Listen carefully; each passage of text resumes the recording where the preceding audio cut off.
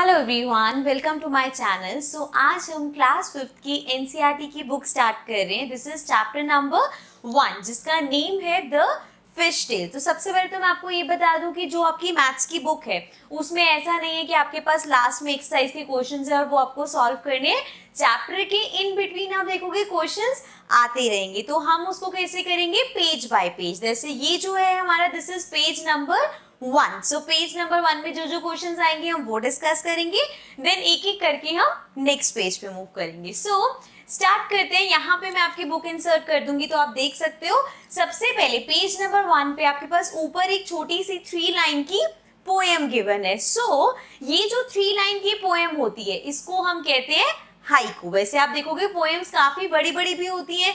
अगर कोई पोएम सिर्फ 3 लाइन्स की है तो उसको हम हाइकू कहते हैं और वो बहुत ज्यादा पॉपुलर है जापान में। ये सब आपकी बुक में गिवन है। उसके बाद आप देख सकते हो एक और हाइकू गिवन है हमें। देन हमारे पास एक क्वेश्चन आया है, do you no any poem about fish? क्या आपको कोई पोएम पता है फिश से रिलेटेड? सो सबसे पहले तो जो बचपन से हम फिश से रिलेटेड पोएम करते आ रहे, दैट इज मछली जल की रानी है, जीवन उसका पानी है, राइट। तो ये पोएम जरूर आप सबने सुनी होगी। इसके अलावा भी अगर आपको कोई पोएम पता है तो वो आप बता सकते हो, ठीक है। उसके बाद कुछ ड्राइंग्स दे रखी है हमारे पास। आप बुक में अपने फर्स्ट पेज पे देख सकते हो। अलग अलग फिशेस की ड्राइंग है जो कि बच्चों ने ही ड्रॉ करी। वहां पे नीचे नेम प्लस आपको उनकी क्लास दिख जाएगी, ठीक है। उसके बाद पूछा है, when you think of fishes what shape comes to your mind? So जब आप फिश के बारे में सोचते हो तो कैसी शेप आती है आपके दिमाग में? देखो, अगर सिंपल सी ड्राइंग में देखें तो हम इस तरह से फिश ड्रॉ करते हैं, ऐसे, लाइक दिस। यहाँ पे इसकी आई बना दी और यहाँ पे ऐसे डिजाइन बना दी, और ये अगर आप चाहो तो इस तरह से ये ऐसे ड्रॉ कर सकते हो। तो ये एक बेसिक जो शेप है वो हमारे माइंड में आते हैं जब भी हम फिश के बारे में सोचते हैं, राइट। उसके बाद नेक्स्ट है, try to use a square and a triangle to draw fish. अब आपको एक फिश ड्रॉ करनी है। एक स्क्वायर, स्क्वायर कैसा होता है, इस तरह से स्क्वायर होता है, एंड अ ट्राइंगल, और ट्राइंगल कैसा होता है, इस तरीके से, है ना। तो अब इस स्क्वायर और ट्राइंगल की हेल्प से एक फिश बनानी है। तो उसके लिए हम क्या करेंगे, अगर इस स्क्वायर को मैं थोड़ा सा टेढ़ा कर दूं, जैसे ये है, इसको अगर मैं इस तरह से बना दूं। अब ये है तो स्क्वायर, लेकिन हमने थोड़ा सा इसको टेढ़ा कर दिया। इसी तरह से ट्राइंगल को इस तरह से टेढ़ा कर देते हैं तो ये यहाँ पे आ गया। अब ये एक स्क्वायर है, ये एक ट्रायंगल है। अब अगर मैं यहाँ पे इसकी आई ड्रॉ कर दूं तो ये थोड़ी थोड़ी फिश जैसी लग रही है। सो इस तरह से हमने स्क्वायर और ट्रायंगल की हेल्प से फिश ड्रॉ कर ली, ठीक है। अब ये तो था हमारा पेज नंबर 1। आते हैं अपने नेक्स्ट पेज पे। Now coming to page number 2। So page number 2 में आप अपनी बुक में देख सकते हो, सबसे ऊपर आपको कहा गया है कि आपको अपने आसपास देखना है, लुक अराउंड योरसेल्फ। आपको देखना है कहीं पे क्या आपको फिश की पेंटिंग दिखती है। जैसे कि हो सकता है आपके रूम में जो बेडशीट हो उस पे हो सकता है फिश बनी हो, या कोई वॉल पेंटिंग हो जहाँ पे फिश हो, या कोई हैंगर हो इस टाइप का कि वहाँ पे फिश हो। तो आपको अपने आसपास देखना है क्या आपको कोई फिश दिखती है। देन उसके बाद हमें बताया गया है, एक पिक्चर दी हुई है, आप देख सकते हो यहाँ पे मैंने पिक्चर इंसर्ट करी है। एंड ये जो गर्ल है इसका नेम है मीनाक्षी, ठीक है। और अगर हम इसकी आईज देखेंगे तो इसकी आई कैसी लग रही है, फिश की तरह। तो बुक में बताया गया है कि जो मीन होता है, मीन का मतलब होता है फिश, हिंदी में उसको कहते हैं, इसको मछली कहते हैं, बट मीन वर्ड भी यूज होता है फिश के लिए, ठीक है। और इस गर्ल का नेम मीनाक्षी इसलिए है क्योंकि इसकी आईज फिश जैसी है, ठीक है। नेक्स्ट हमें पूछा है, can you think of someone who has such eyes? क्या आप किसी ऐसे बंदे के बारे में सोच सकते हो जिसकी आईज फिश की तरह हो? आपने कोई देखा है? मैंने तो नहीं देखा, बट अगर आपने देखा हो तो आप इसको आंसर कर सकते हो, यस। नेक्स्ट है, draw a face with fish eyes. अब हमें एक फेस ड्रॉ करना है जिसकी जो आईज है वो फिश जैसी हो। सो यहाँ पे हम बनाते हैं, ये एक सर्कल बनाया, सर्कल कम, वैसे ये ओवल ज़्यादा लग रहा है। यहाँ से ये इसके हमने हेयर ड्रॉ कर दिए। अब जो इसकी आईज बनानी है वो हमें फिश की तरह बनानी। तो जैसे हमने पहले ड्रॉ करी थी ना उस तरह से यहाँ फिश बना लेंगे, इस तरह से और इस तरह से, ठीक है। अब यहाँ पे और ये बना दिया हमने नोज और इसको करा दिया हमने स्माइल। ठीक है, अब आप देख सकते हो इसकी जो हमने आईज बनाई है वो फिश की तरह बनाई है। आई नो मेरी ड्राइंग अच्छी नहीं है, लेकिन आप लोग इसको जब ड्रॉ करोगे तो बहुत सुंदर ड्रॉ करोगे। तो अपनी नोटबुक में आपको भी एक फेस बनाना है जिसकी आईज फिश जैसे। कोई भी ड्राइंग फाइल ले लो, कोई भी ड्राइंग शीट ले लो, या कोई भी रफ नोटबुक में आप भी ड्रॉ ऐसे करके देखना फेस। नेक्स्ट हमें बताया है the smallest fish is 1 centimetre. So जो सबसे छोटी फिश होती है वो 1 सेंटीमीटर की होती है। 1 सेंटीमीटर बहुत छोटा सा होता है। आप लोग अगर आपके पास रूलर होगा, स्केल होगा, उसमें देखोगे छोटा सा 1 सेंटीमीटर कितना छोटा सा होता है। तो सबसे जो छोटी फिश होती है वो 1 सेंटीमीटर की होती है। और नेक्स्ट हमसे पूछा है how long is the biggest fish you can imagine. अब अगर आप इमेजिन करो तो आप सबसे बड़ी फिश कितनी हो सकती है। हो सकता है 30 मीटर की हो सकता है 100 मीटर की हो, या फिर हो सकता है आप कुछ भी इमेजिन कर सकते हो, है ना। तो जो भी आपके दिमाग में आता है आप चाहो तो वो यहाँ पे मेंशन कर सकते हो। अदरवाइज अगर आप अपने चैप्टर में देखोगे इसी पेज पे नीचे हमें बताया गया है कि जो बिगेस्ट फिश होती है वो होती है व्हेल शार्क। और व्हेल शार्क 18 मीटर की होती है। 18 मीटर पता है कितना होता है? 18 मीटर आप बुक में बताया हुआ है कि अगर आप जैसे खड़े हो, आपकी जितनी हाइट है, आपके जैसे अगर 12 लोग आपके ऊपर खड़े हो जाए तो इतना बिग होता है 18 मीटर। ठीक है, सो यहाँ पे हम लिख लेते हैं 18 मीटर क्योंकि हमें बुक में बताया हुआ है कि बिगेस्ट फिश 18 मीटर के। बट यहाँ पे ये भी लिखा है कि यू कैन इमेजिन। तो अगर आपको लगता है कि 30 सेंटीमीटर की होगी, 50 सेंटीमीटर की होगी, तो वो आप यहाँ पे लिख सकते हो। बट इसको हम अगले क्वेश्चन में यूज भी करेंगे। देखो अगला क्वेश्चन हमें गिवन है how many times longer is your big fish then the smallest fish. अब पूछा है कि जो बिग फिश है जो आपने इमेजिन करी है या जैसे हमने 18 मीटर लिया है तो वो कितने टाइम्स बड़ी है स्मॉलेस्ट फिश से। तो उसको हम फाइंड आउट करते हैं। ये इंटरेस्टिंग सा क्वेश्चन है। सबसे पहले तो हमें पता है कि जो स्मॉलेस्ट फिश है दैट इज 1 सेंटीमीटर, है ना। And biggest fish that is 18 metre. अब देखो हाँ, यहाँ पे अगर आपने अपनी बिगेस्ट फिश कुछ और इमेजिन करिए तो आप उतना सेंटीमीटर लिख सकते हो। बट यहाँ पे क्योंकि बुक में 18 मीटर हमें गिवन है तो हमने बिगेस्ट फिश 18 मीटर ले ली। अब पूछा है ये कितने टाइम्स बड़ी है इस फिश से। तो अगर तो हम नॉर्मल देखें तो हम बोल सकते हैं हाँ वो 1 सेंटीमीटर है, ये 18 टाइम्स बड़ी है। लेकिन ये सेंटीमीटर है और ये मीटर है। मीटर बड़ा होता है बहुत सेंटीमीटर से। सेंटीमीटर और मीटर सेम नहीं होते, ये हमने पढ़ा हुआ है पहले, है ना। हमें पता है कि 1 मीटर इक्वल होता है 100 सेंटीमीटर के। मतलब 100 सेंटीमीटर को अगर आप मिलाओगे तब जाके 1 मीटर बनता है। ठीक है, तो अब हम यहाँ पे कैसे करेंगे, इस 18 मीटर को सेंटीमीटर में कन्वर्ट कर लेते हैं। तो अगर 1 मीटर 100 सेंटीमीटर के इक्वल है तो 18 मीटर कितने सेंटीमीटर के होगा? 18 into 100। Now 18 into 100 will be 1800 centimetre हो जाएगा। ठीक है, तो स्मॉलेस्ट फिश 1 सेंटीमीटर की है, बिगेस्ट फिश 1800 सेंटीमीटर की है। तो दैट मीन्स कि जो बिग फिश है वो स्मॉल फिश से 1800 टाइम्स बड़ी है। सो 1800 टाइम्स, देखो क्वेश्चन में क्या था, how many times longer is your big fish then the smallest fish. So 1800 times longer is the biggest fish from the smallest fish. ठीक है, अब इसी तरह से अगर आपने 30 सेंटीमीटर लिया हुआ तो 30 टाइम्स हो जाएगा। अगर आपने मान लो कि लिख दिया हो यहाँ पे 18 मीटर है, आपने मान लो 10 मीटर्स लिखा है तो 10 मीटर को पहले सेंटीमीटर में कन्वर्ट करेंगे देन देखेंगे। ठीक है, तो ये तो था हमारा पेज नंबर 2। अब इसमें हाँ नीचे एक और चीज़ बताइए, जैसे व्हेल शार्क, अब अगर आप चाहो तो उसको रीड आउट कर सकते हो। उसमें आपको थोड़ा सा व्हेल के बारे में बताया हुआ है, फिशेस के बारे में बताया हुआ है।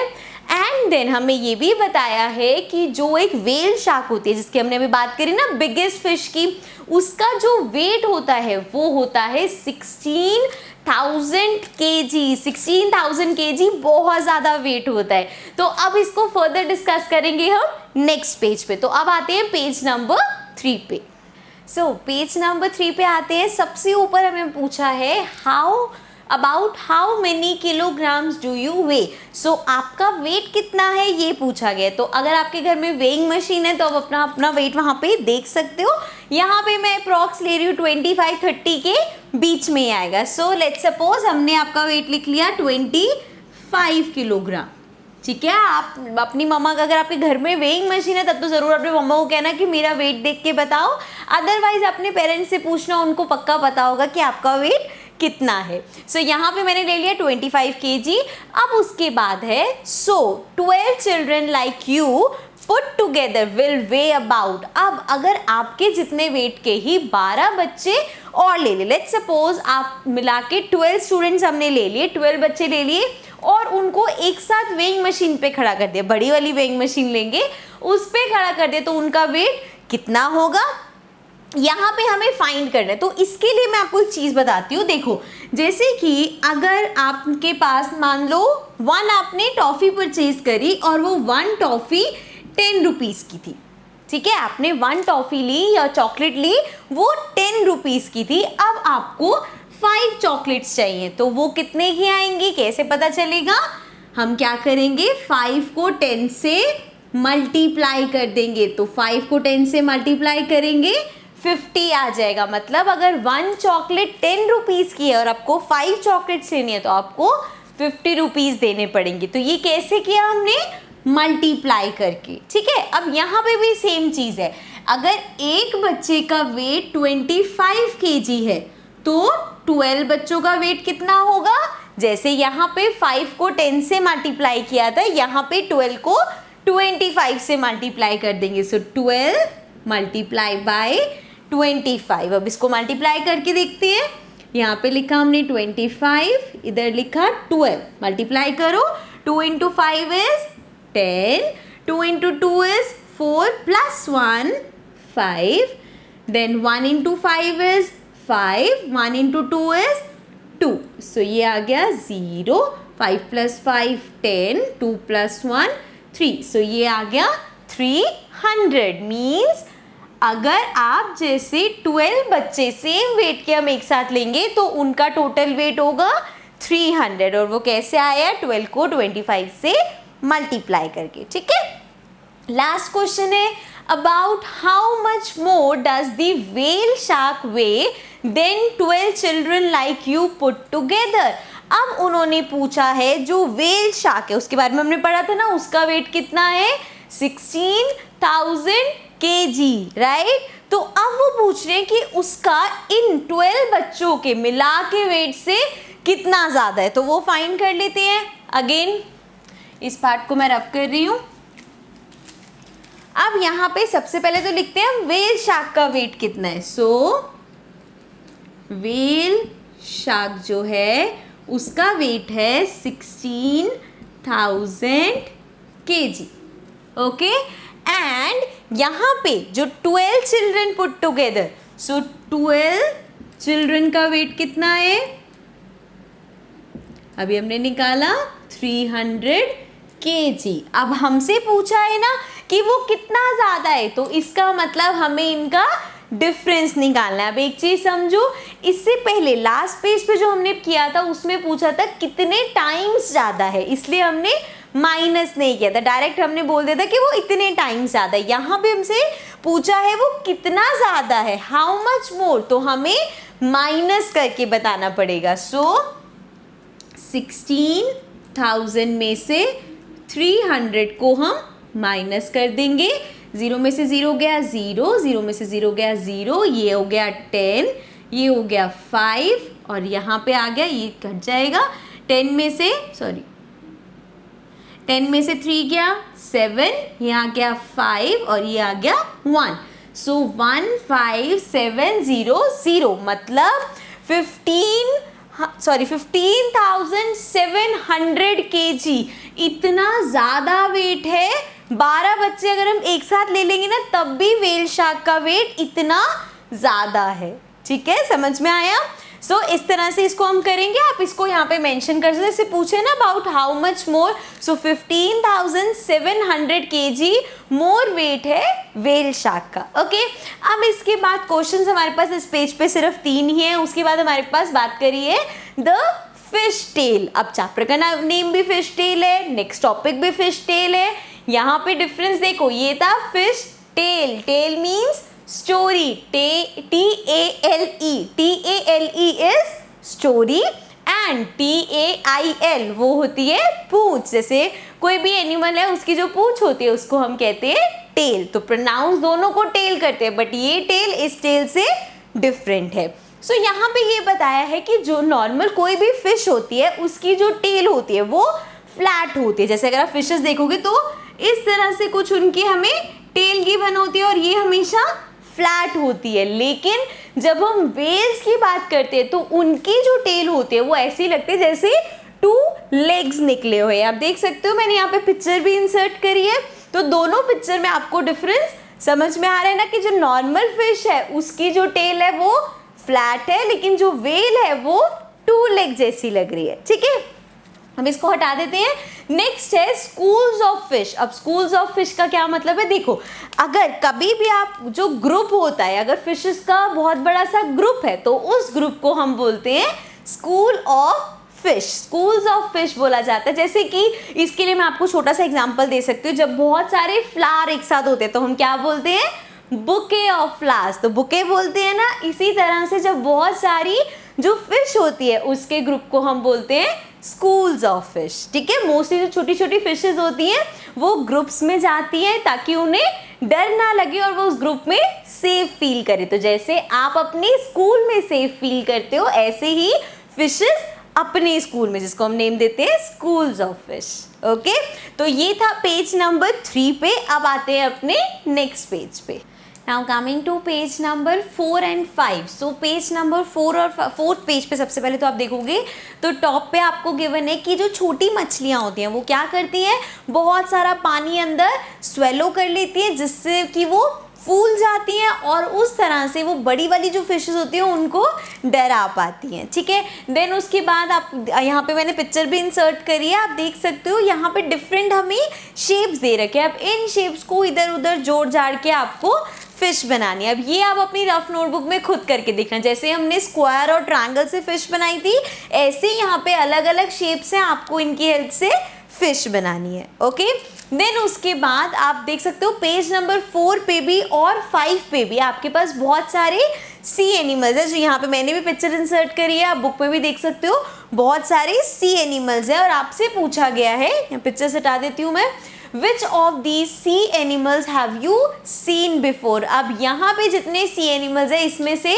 आपने कौन कौन से देख रखे हैं। जैसे मैंने लॉबस्टर देखा हुआ है, क्रैब देखा हुआ है, देन वहाँ पे जो पैरेट फिश है मैंने वो भी देखी हुई है। तो ऐसे बहुत सारे आपने भी देखे होंगे, तो वो आपको मेंशन करना है कि आपने कौन कौन से सी एनिमल देखे हुए हैं। उसके बाद हमारा अगला टॉपिक आता है फिशरमैन इन देयर बोट्स। तो इसमें हमसे पूछा है how many of you have seen the sea. अब आप लोगों में से किसने अभी तक सी देखी है। तो बहुत सारे बच्चे होंगे जिन्होंने देखी होगी, वैसे ऑलमोस्ट सबने ही देखी होगी। अगर किसी ने नहीं भी देखी तो कोई बात नहीं।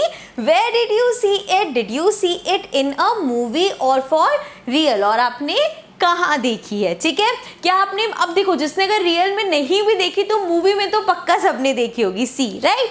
Then how deep do you think this sea could be, find out. अब आपको क्या लगता है कि जो सी है वो कितनी डीप हो सकती है। अब जरा एक बात सोचो, जिसके अंदर 18 मीटर जैसी बड़ी व्हेल शार्क्स, ये इतनी बड़ी बड़ी फिशेस रह सकती है, तो उसकी जो डेप्थ है वो तो बहुत ज़्यादा होगी। तो मेरे ख्याल से वो जो कितनी डीप हो सकती है, 1000 मीटर तक डीप हो सकती है, मतलब बहुत ज़्यादा डीप हो सकती है।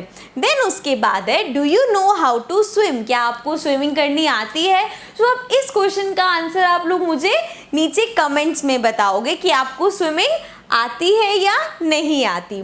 Then would you be scared of the high sea waves. High sea waves क्या होती है, जब आप देखोगे जो पानी होता है सी में, कभी कभी वो इस तरह से वेव्स की फॉर्म में चलता हुआ आता है। तो अगर बहुत ज़्यादा हाई वेव्स होंगी तो क्या आपको डर लगेगा या नहीं लगेगा? अब इन दोनों क्वेश्चन के आंसर आपको मुझे नीचे कमेंट बॉक्स में देने कि आपको एक तो स्विमिंग आती है या नहीं, और अगर हाई वेव्स होंगी तो क्या आपको उनसे डर लगेगा या नहीं। ठीक है, तो ये हो गया पेज नंबर 4 और 5 भी। तो यहाँ पे हमने पेज नंबर 5 तक डिस्कस कर लिया है। अब इससे आगे का जो चैप्टर्स हैं, पेजेस हैं, वो आपको नेक्स्ट वीडियो में दिखेंगे। तो यहीं पे इसी वीडियो के डिस्क्रिप्शन में मैंने लिंक दिया है आपको, जिससे आप पेज नंबर 6 एंड उसके आगे के पेजेस तक पहुंच जाओगे। And also do subscribe the channel. Bye bye for now.